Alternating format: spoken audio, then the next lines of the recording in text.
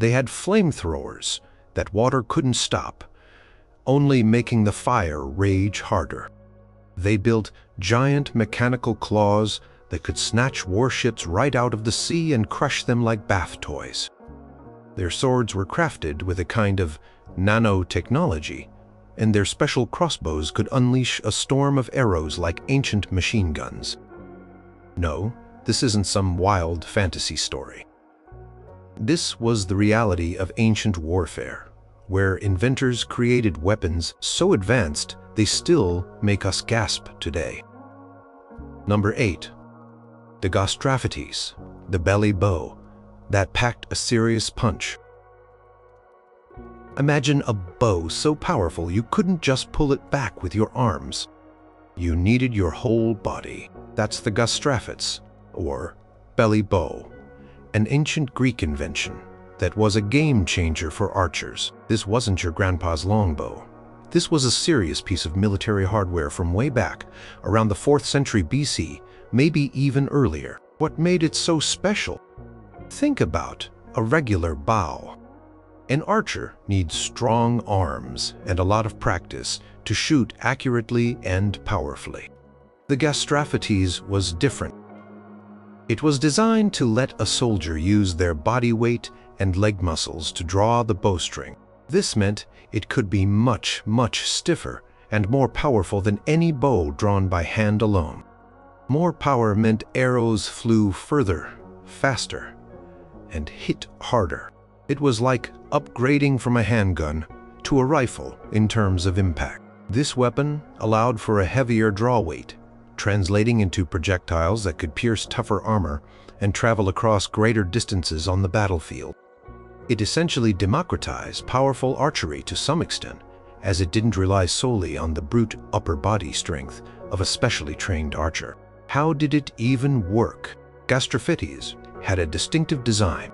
It featured a robust composite bow mounted on a stock, which was longer than what you'd see on later crossbows. The stock had a curved section at the rear. To span or load the weapon, the soldier would rest this curved part against their stomach or chest, hence the name belly bow. They'd then place their feet on the ground or on part of the bow itself and push down with their body weight, sliding a mechanism along the stock that drew the string back and latched it. It was a clever system using leverage and the body's core strength.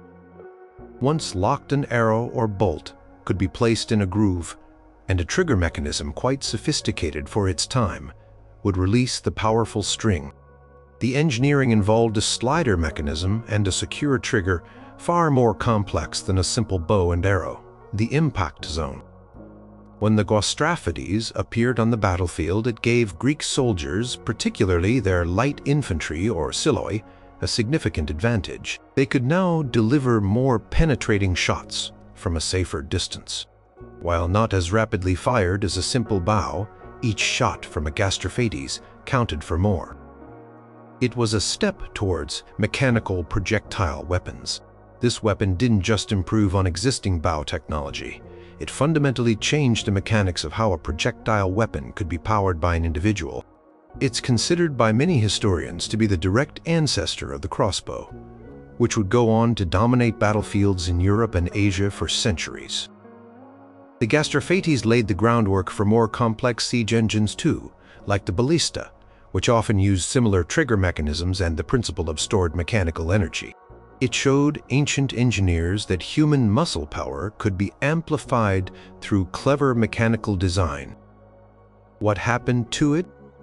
The Gastraphetes itself, as a specific design, was eventually superseded by more advanced crossbows and later by the torsion-powered artillery it helped inspire. As siege warfare evolved, the principles behind the Gastraphetes were scaled up. Think of it as the brilliant first draft. Its concepts, the stock, the trigger, the mechanical assistance in drawing the string became fundamental to crossbow development across many cultures. So, while you might not see a Gastraphetes in a museum as often as a Roman sword, its spirit lived on influencing weapon design for over 1,000 years. It was a quiet revolution in personal firepower, proving that ancient minds were already thinking about how to make soldiers more lethargic through smarter, not just stronger weaponry. Number 7. Ulfberht swords, the Viking blades, made of space-age steel. Picture a Viking warrior fierce and formidable. Now picture the sword in their hand. If it was an Ulfberht sword, it wasn't just any piece of metal. It was a masterpiece of ancient metallurgy, so advanced that its quality would be matched in Europe for another 1,000 years. These weren't common blades. They were the high-tech weapons of their era, dating from the 9th to the 11th centuries. What made it so special? The secret was in the steel. Ulfberht swords were made from crucible steel, which has a high carbon content. This sounds a bit technical, but what it means is the steel was incredibly strong yet flexible and could hold a razor-sharp edge. Most European swords at that time were made from softer, more inconsistent iron or poorly carburized steel, prone to bending or breaking. Ulfberht swords had far fewer impurities or slag. Modern analysis has shown that the carbon content was remarkably uniform, around 3 times higher than other swords of the period. This purity and composition allowed them to withstand brutal combat, parrying blows without shattering and delivering devastating cuts. Finding one of these was like finding a lightsaber in the Dark Ages. How did it even work? The making of an Ulfberht sword was a complex and probably very secret process.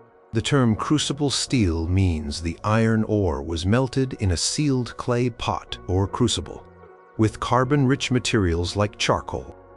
This process, when done correctly, allows the iron to absorb more carbon in a controlled way, and it also helps to remove impurities as they bind to the slag, which could then be separated. The resulting steel ingots were then forged into blades. The distinctive plus VLFBERHT plus inscription, often with some variations found on these blades, is thought to be a maker's mark, or perhaps a mark of a specific workshop or quality standard. The technique itself might not have originated in Scandinavia.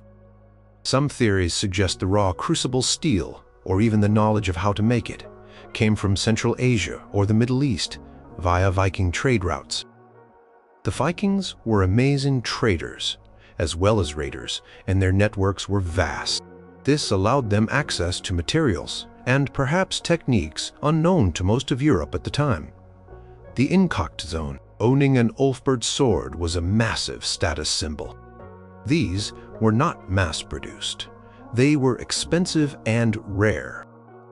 A warrior wielding an Ulfberht would have had a distinct advantage in battle. Their sword could cut through lesser quality mail armor, break other swords, and remain sharp longer. Beyond the individual combat advantage, the existence of Ulfberht swords shows the surprising sophistication of Viking Age technology and trade. Challenges the old stereotype of Vikings as just savage barbarians. They were clearly capable of producing or acquiring and valuing incredibly advanced metalwork. These swords were so prized that they were often passed down through generations or buried with their high-status owners. Archaeologists have found about 170 of these swords across Europe, mostly in Scandinavia but also as far east as Russia. Testament to the Vikings' reach. What happened to it? The production of Ulfberht swords seems to have declined after the 11th century. Why this happened isn't entirely clear. It could be that the specific trade routes for the high-quality steel or raw materials were disrupted.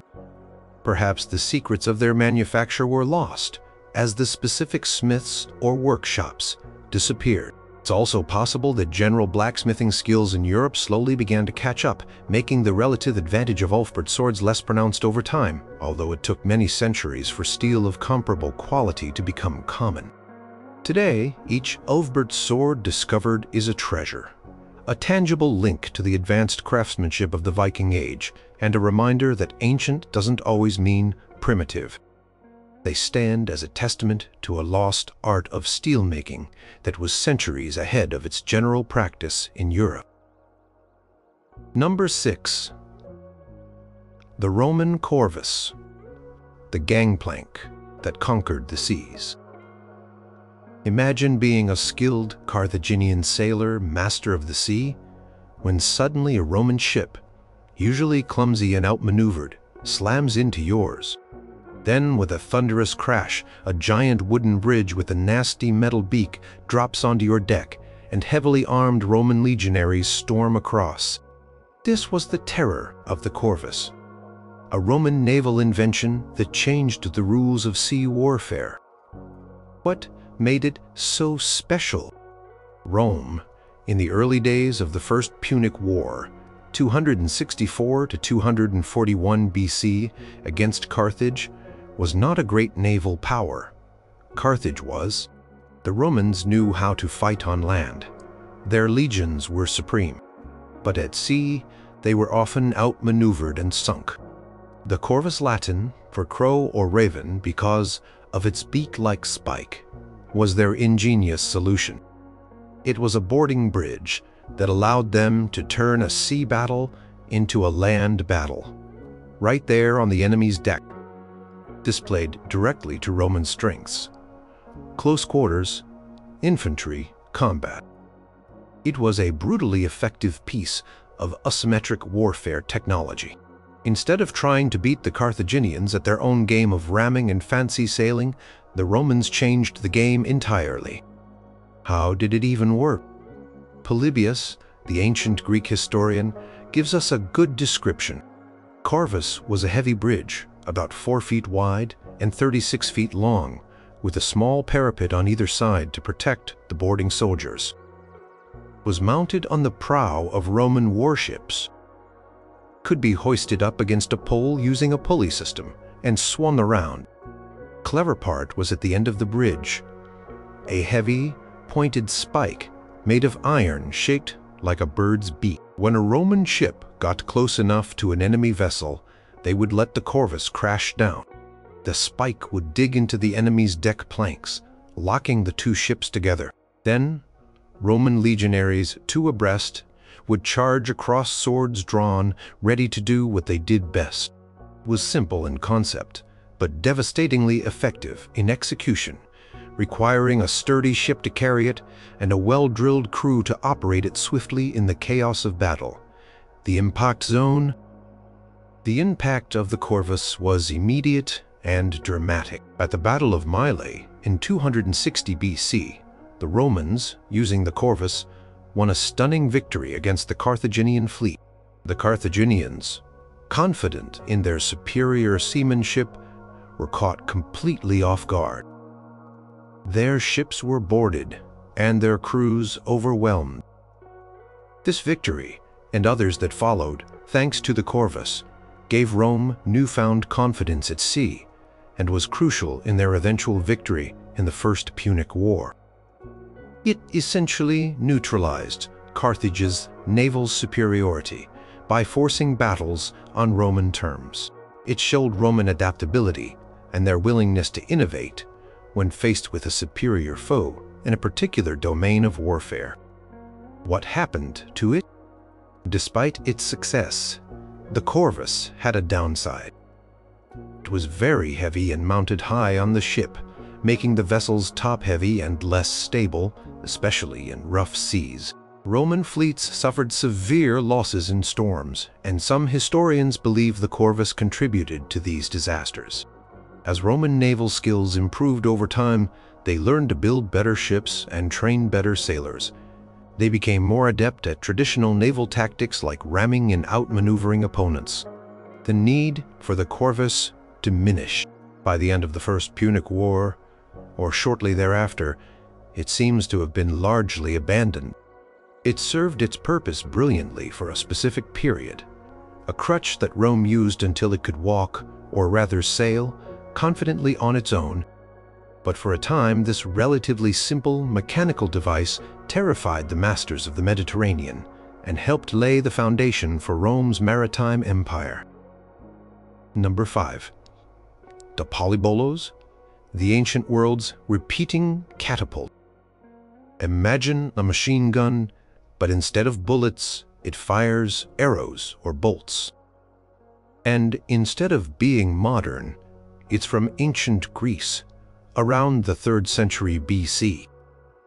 That's the polybolos, a repeating catapult or ballista. That was so advanced, it feels like something out of a fantasy novel, yet it was real. What made it so special? Standard catapults and ballistae of the ancient world were powerful, but they were slow to reload.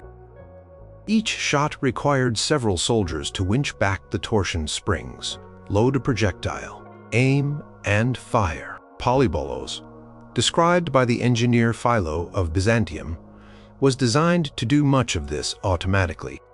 It featured a chain-driven mechanism that could fire bolt after bolt without needing a full reset each time. This meant a much higher rate of fire than any other artillery piece of its day. It was the ancient equivalent of going from a single-shot rifle to a semi-automatic weapon for siege engines. Its complexity and the concept of automated reloading for heavy weaponry were centuries ahead of their time. How did it even work? The descriptions left by Philo are quite detailed, which has allowed modern historians and engineers to create reconstructions.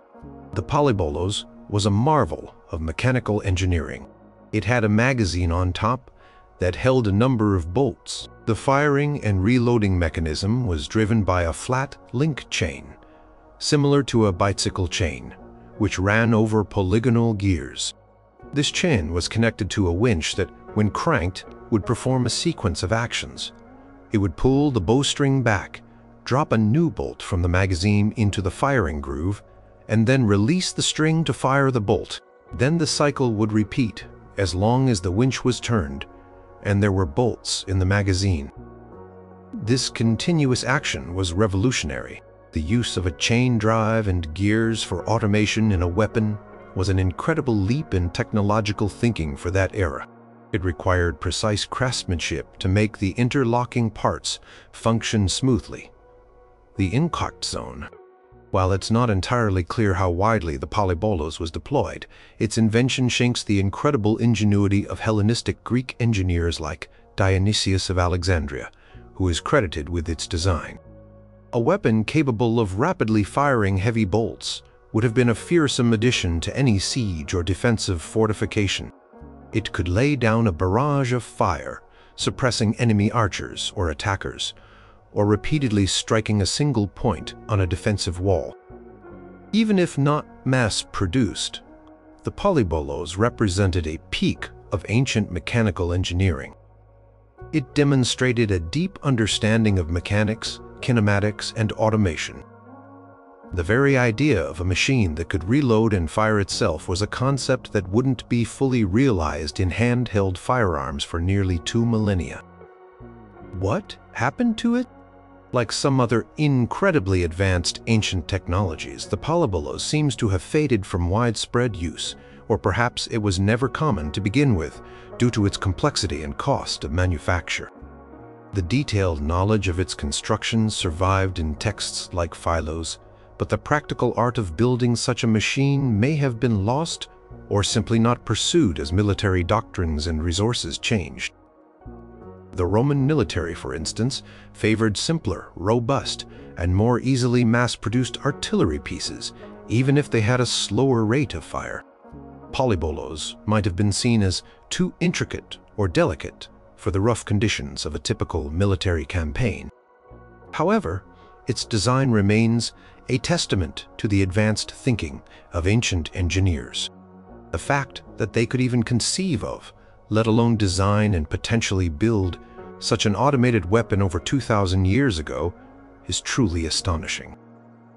It shows that the desire for a higher rate of fire and weaponing is not just a modern obsession. Number 4.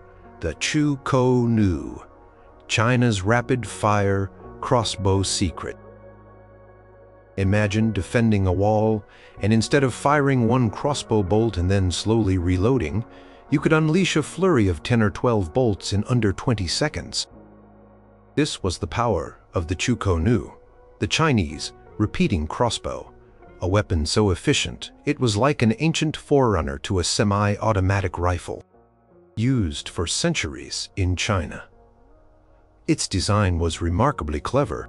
What made it so special?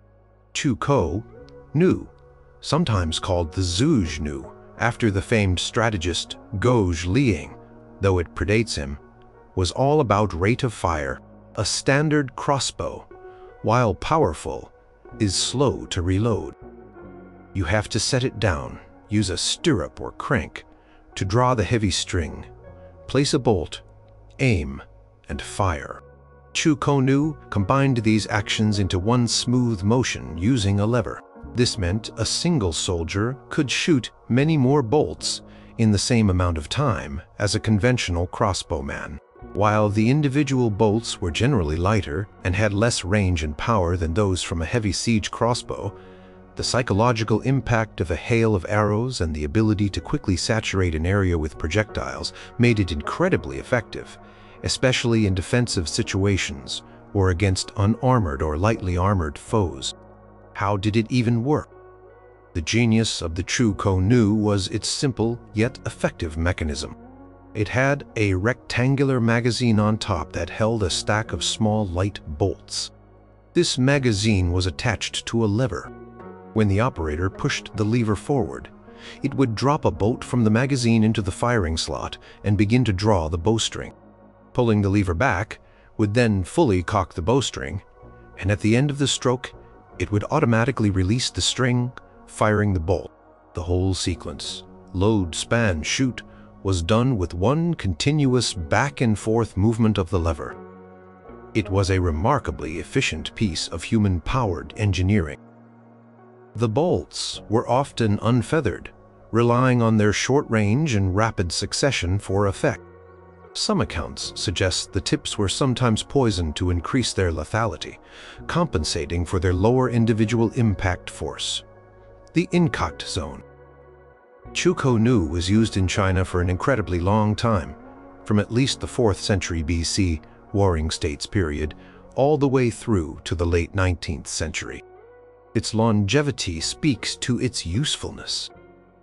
It was particularly valued for sieges, both by defenders on walls and attackers trying to provide covering fire. It was also reportedly used by civilians for self-defense. Because it was relatively easy to operate once built, even less trained individuals could use it effectively to lay down a terrifying volume of fire. Imagine a line of soldiers all equipped with Chuko-Nu. The sheer number of arrows they could unleash in a short period would be devastating to an advancing enemy force. It wasn't about one powerful shot. It was about many, many shots very quickly. This made it a superb weapon for area denial and for overwhelming opponents through sheer numbers of projectiles. What happened to it? Unlike some lost ancient technologies, the Chuko-Nu didn't really disappear until it was made obsolete by modern firearms in the 19th and early 20th centuries. Its design was so effective for its purpose that it saw continuous use and minor refinements over centuries.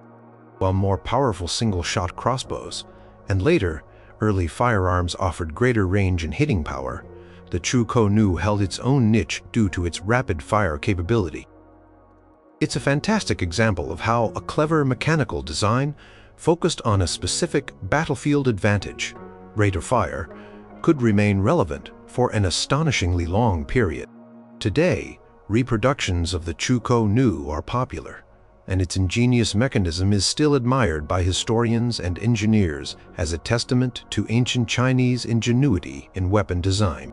It was, in essence, an ancient mechanical force multiplier. Number 3. Damascus steel swords. The blades with nanotechnology and lost recipes. Imagine a sword so sharp it could supposedly slice a silk scarf, falling upon its edge, yet so strong and flexible it could bend without breaking. This wasn't magic. It was Damascus steel, a legendary material used to forge some of the finest swords in history, primarily in the Middle East, from around the 3rd century AD up until the 18th century.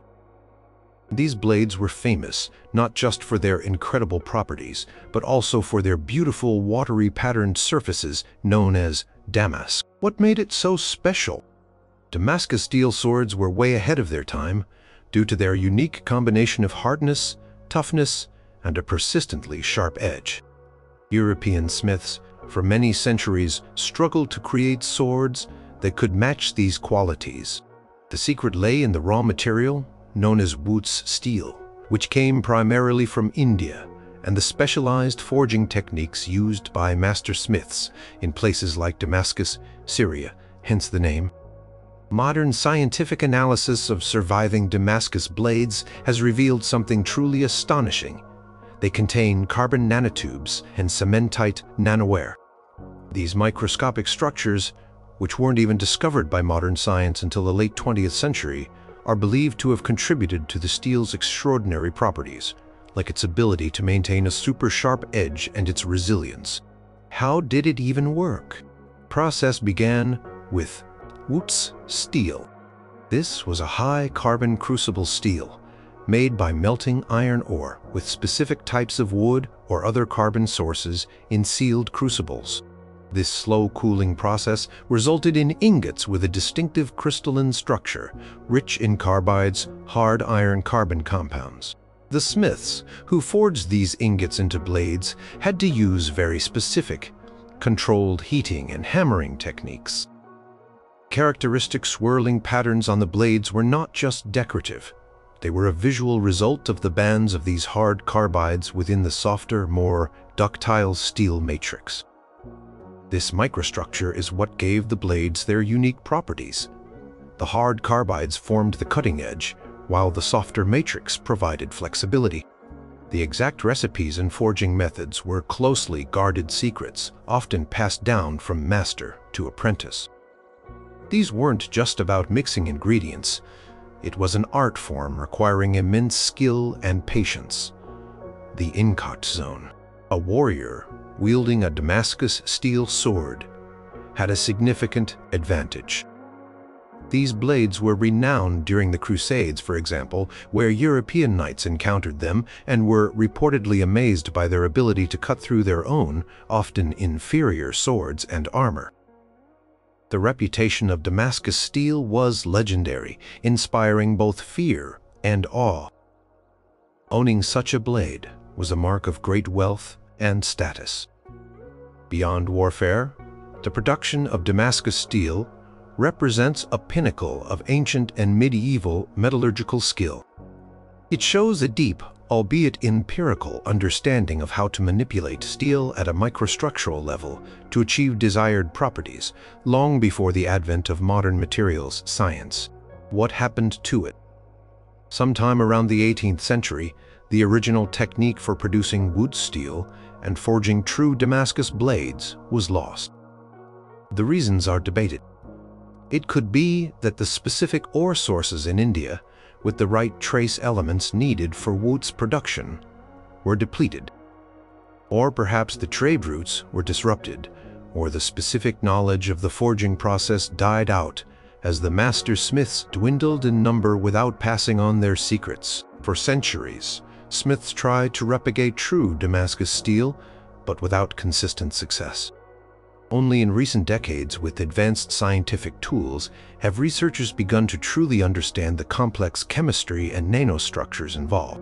While modern metallurgists can now create steels with similar patterns, and even some of the properties, the exact ancient method, in its entirety, remains partly a tantalizing mystery, a lost art that produced some of the most advanced cutting tools the world had ever seen. Number 2. Archimedes' Claw, the ship-snatching monster of Syracuse.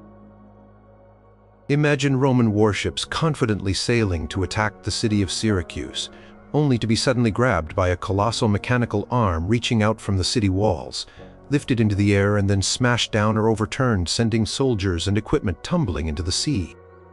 This terrifying weapon, known as Archimedes' claw, was one of the legendary defenses of Syracuse, designed by the brilliant mathematician and inventor Archimedes during the Roman siege in 214 to 212 BC.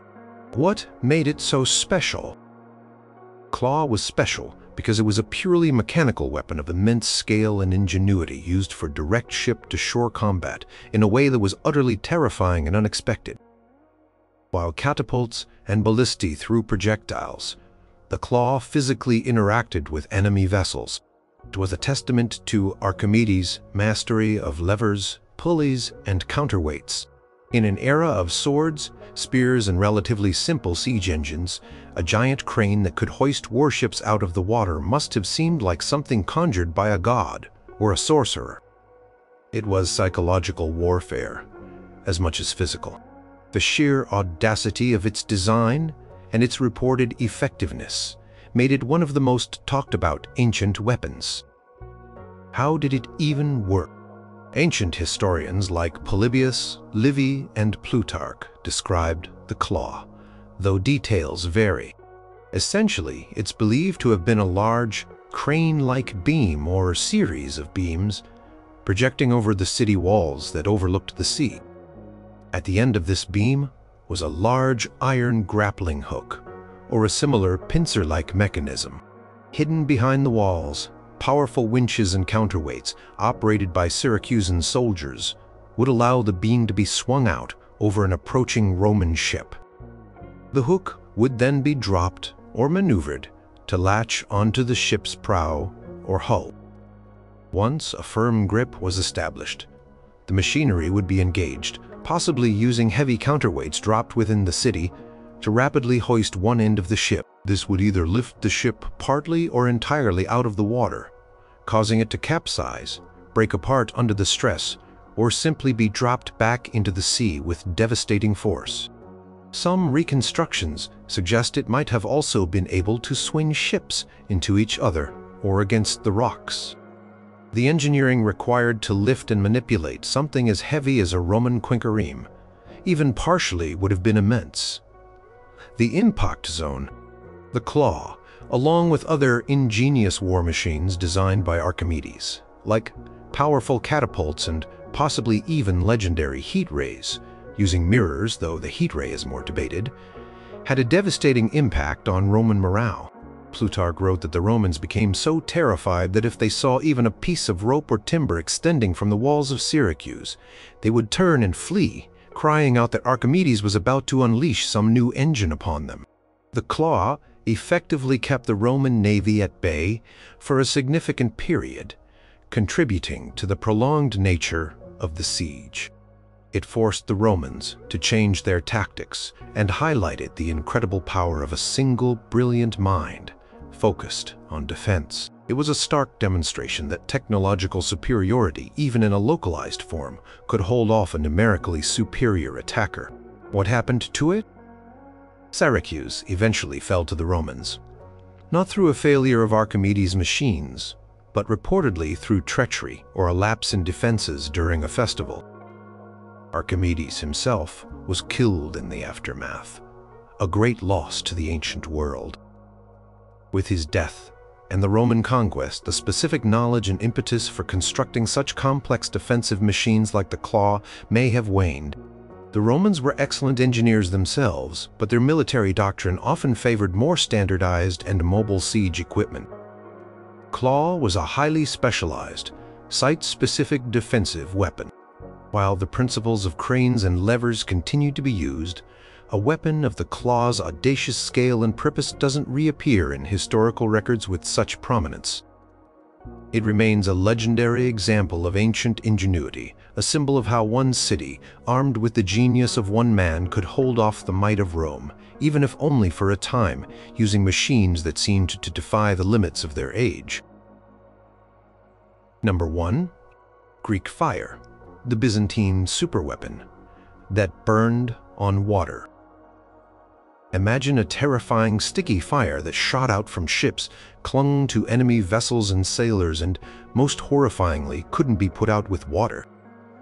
In fact, water often seemed to make it burn even more fiercely.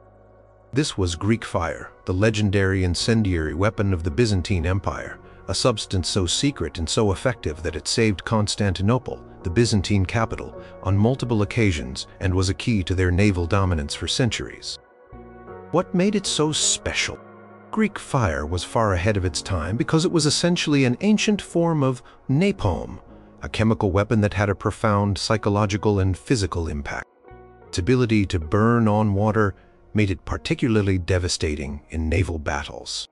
While incendiary weapons had been used before Greek fire was on another level of sophistication and terror, the formula was a closely guarded state secret of the Byzantine Empire. So secret that even today, its exact composition is still a matter of debate among historians and scientists. This secrecy itself was a weapon, adding to its mystique and the fear it induced in enemies. It was like the Byzantines had harnessed dragon's breath. How did it even work? The Byzantines projected Greek fire-using devices called siphons, which were bronze tubes mounted on the prows of their droman warships. These acted like ancient flamethrowers, spewing the burning liquid onto enemy ships. Could also be delivered in pottery grenades or other containers thrown by hand or catapult. The actual composition is thought to have included ingredients like naphtha, a flammable petroleum product, quicklime, sulfur, resin, and perhaps potassium nitrate. Quicklime component is interesting because it reacts exothermically with water generating heat, which might explain why water didn't extinguish it and could even intensify the blaze. The mixture was said to be thick and sticky, adhering to whatever it touched. The siphons themselves were complex, likely involving a heated cauldron to keep the mixture viscous and a pump or bellows to pressurize it for projection, all while being dangerously flammable. The operators of these weapons were highly specialized and undoubtedly brave. The impact zone? Greek fire was a game-changer in naval warfare. Played a crucial role in repelling several major Arab sieges of Constantinople, particularly in 674 to 678 AD and 717 to 718 AD. Without Greek fire, it's quite possible the city would have fallen, which could have drastically altered the course of European and Middle Eastern history. Enemy fleets confronted with this seemingly ice-starvable inferno would often break formation and flee in panic. The psychological terror it inflicted was immense. Sailors who were hit by it faced a horrific death. Its effectiveness ensured Byzantine naval supremacy in the eastern Mediterranean for a long period, protecting their trade routes in their empire's heartland.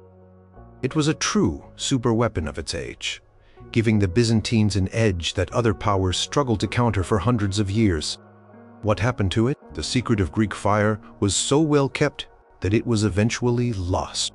As the Byzantine Empire declined, the specific knowledge of its manufacture and deployment seems to have faded. Various theories exist for why it disappeared.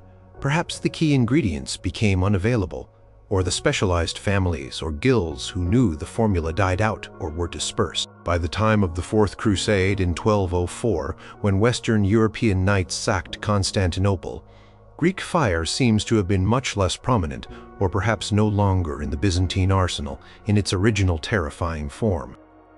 Later incendiary weapons, like gunpowder-based devices, eventually superseded it. However, for centuries, Greek fire remained a symbol of Byzantine technological prowess and a terrifying enigma to their foes. It's a powerful reminder that sometimes the most advanced secrets of the past can indeed be lost to time, leaving us to marvel at the ingenuity of those who once wielded such incredible and fearsome power.